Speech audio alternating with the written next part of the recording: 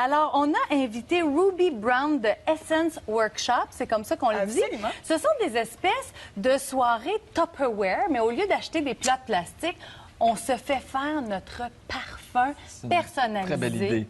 C'est formidable. C'est autant pour les Exactement. hommes que les femmes. Absolument. C'est complètement unisexe. La philosophie de l'entreprise, c'est vraiment de montrer que c'est possible de bien se parfumer, de développer sa propre ADN, son empreinte olfactive.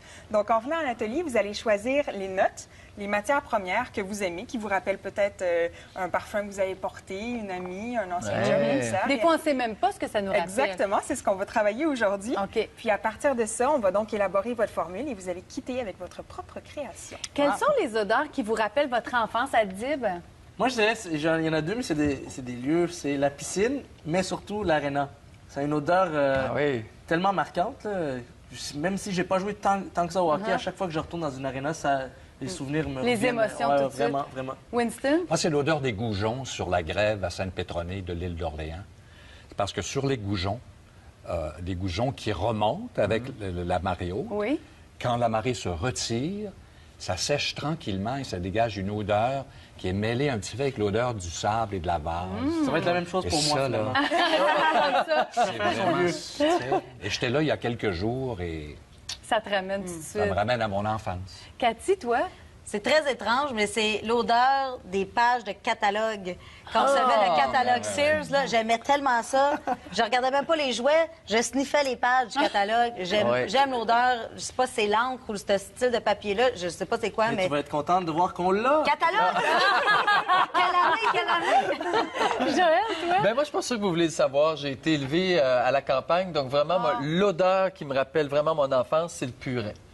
Mais est-ce que tu aimerais avoir un parfum qui sent... Pas vraiment, non, pas vraiment, rassure-toi. D'accord. Alors, c'est vraiment lié aux émotions. Oui, les odeurs. oui, beaucoup. D'ailleurs, aujourd'hui, j'ai pensé peut-être sortir quelques notes qui ont fait partie de nos vies à différentes générations. Donc, si on recule un petit peu dans le temps, soit en 1950, 55, je ne sais pas si vous vous souvenez des cosmétiques, là, les pots de talc blanche là, que nos grands-mères avaient sur leurs coiffeuses, souvent parfumées soit à la feuille de violette ou encore à l'ombre. Est-ce qu'on C'est sent? là que je vous invite à sentir, oui, l'ombre. Donc, l'ombre, c'est une note de fond. OK. On sent le bouchon, On c'est sent ça? le bouchon, voilà, pour pas... Aïe, aïe. Qu'est-ce que ça on sent? sent le bouchon. C'est vraiment la grand-maman. C'est vrai que ça sent ça. Ça sent Oh my la God, oui, c'est vrai. sacoche. Ça sent de ma la grand-mère. Vous voyez, ça vous rappelle quelque chose, hein? C'est assez instinctif. C'est vrai. Oui.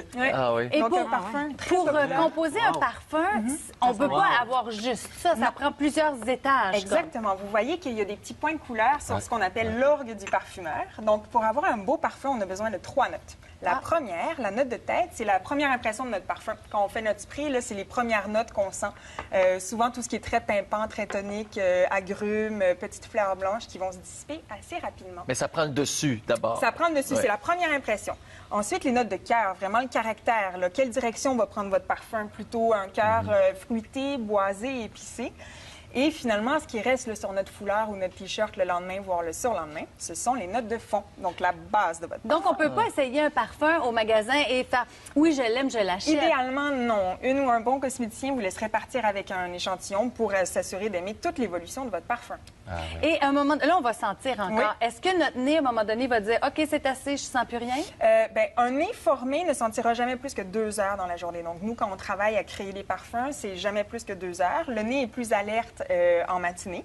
Donc, d'ailleurs, je ne sais pas si vous remarquez, il y a certaines odeurs qui vous incommodent agressent. plus, qui vous agressent plus en matinée parce que le nez est vraiment beaucoup plus éveillé.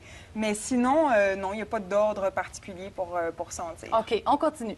Donc, si on avance un petit peu dans le temps, une essence qui est très, très précieuse, qui a été utilisée, mon Dieu, pendant des siècles en Orient pour parfumer là, les châles et les foulards, et ici, en Occident, il est associé au mouvement hippie. Je vous parle du Patchouli! Oh, vous ça, je invite suis à pas le sûre. sentir.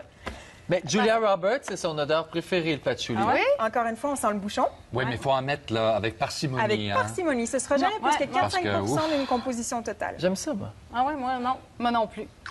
Moi, ça me rappelle, Particulier. ça me rappelle des souvenirs. On en vas-y. distille la feuille, en fait, du patchouli. Donc, c'est pas les bâtons d'encens là, comme dans le temps. là. C'est vraiment ça. la feuille fraîche de Mais ça, patchouli. est-ce que ça revient pas à la mode, le patchouli? Absolument. C'est très présent dans le parfum Angel de Thierry Mugler, qui est un très, très gros vendeur au Québec. Donc, toi, tu sais que si tu en mets un peu, ça sentira pas très, très fort. Bien, c'est une note de fond, donc c'est la base. Ça a un impact plus ou moins important de toutes les autres matières premières, mais il va être là en longévité. Mais si on va se faire un parfum par toi, là, comment on sent tout ça? Absolument pas. Vous êtes guidé, encadré tout au long avant de vous lancer là, dans le processus de création. Vous allez avoir un petit cours théorique sur les faits importants à connaître, comment bien se parfumer, comment choisir ses notes, qu'est-ce que vous avez porté comme parfum. Et à partir de là, on va être en mesure de vous orienter vers certaines notes, puis de vous guider.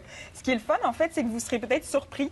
Justement, le patchouli, on a des appréhensions pour se rendre compte qu'en fait, ça sent très bon. C'est beaucoup plus agréable que ce qu'on pouvait s'imaginer. OK, on continue.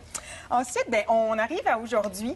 Le galbanum, je ne sais pas si vous avez remarqué là, des rééditions de parfum Chanel numéro 19, qui est notre parfum vert. Ça sent vraiment bon. Chloé, le dernier parfum Chloé est vert. Hein, souvent, il colore le jus, l'extrait de parfum en vert. Ben, c'est le galbanum. Ça vous rappellera peut-être vos souvenirs d'enfance de gazon, de foin fraîchement coupé. Ça sent le foin, hein? Ça sent fort. Ça sent comme en dessous de la tondeuse. Ça sent bon. L'odeur de pelouse. Ça sent la pipe à mon grand-père. Vous voyez? Vous voyez comment chacun a ses propres souvenirs. Tantôt, tu disais comment mettre le parfum. Est-ce qu'on le met comme ça ou directement sur la peau, comme je fais? Êtes-vous du genre à faire le fameux nuage? Oui, moi, je fais le nuage. Moi, je fais ça pour mettre dedans. Non, moi, j'en mets 3 poches. C'est pas mal, en fait. Partout, les points de pulsation, donc derrière les oreilles, aux avant-bras, même derrière les genoux, où la chaleur afflue qui va laisser évaporer votre parfum. C'est donc une base d'alcool, donc ça va évoluer, évaporer tout au long de la journée. On peut parfumer le cheveu, qui est un excellent capteur de parfum, qui va laisser le fameux sillage parfumé derrière. Est-ce que ça se peut qu'à un moment donné, on ne sente plus notre propre parfum? Parce qu'il y en a qui se parfument vraiment beaucoup. Puis on se demande pourquoi. Absolument, en fait. En ouvrant les narines. D'où pourquoi on ne devrait jamais se parfumer la poitrine. Pour 2 raisons. Notre nez étant directement confronté à notre parfum, au bout de quelques temps, on développe ce qu'on appelle une accoutumance olfactive. On ne se sent plus, notre nez ne reconnaît plus notre parfum et on a tendance souvent à se parfumer plus. Et l'autre raison, c'est parce que certaines essences, tout ce qui est agrumes ou épicé, sont photosensibles. À l'exposition du soleil, ça développe les petites taches là, sur la poitrine. Ah oui! Donc, mesdames, décolleté, parfum, soleil, pas bon du tout. OK. Donc, on ne devrait jamais se parfumer à la poitrine. Par contre, tout ce qui est fibre naturelle, coton, lin, qui va laisser respirer votre parfum, il n'y a pas de problème. C'est correct. OK, il y en a d'autres des étranges, là. Là, petit test, voir si vous connaissez bien, si vous portez une attention à votre odorat.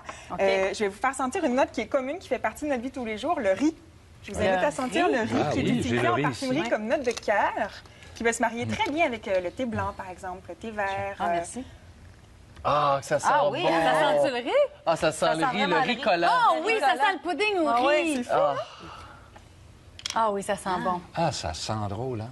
Qu'est-ce qui fait qu'un parfum va bien aller à quelqu'un et pas à quelqu'un d'autre? En fait, on a 7 grandes familles olfactives en parfumerie. Donc, la famille des fleuris, les chyprées, les boisés, les ambrés orientaux, j'en manque, les fougères et les hespéridés, qui est tout ce qui est agrumes. Donc, une fois qu'on a trouvé, qu'on a fait son diagnostic olfactif, qu'on a trouvé sa famille olfactive, il y a une vaste variété de parfums qui devraient nous aller.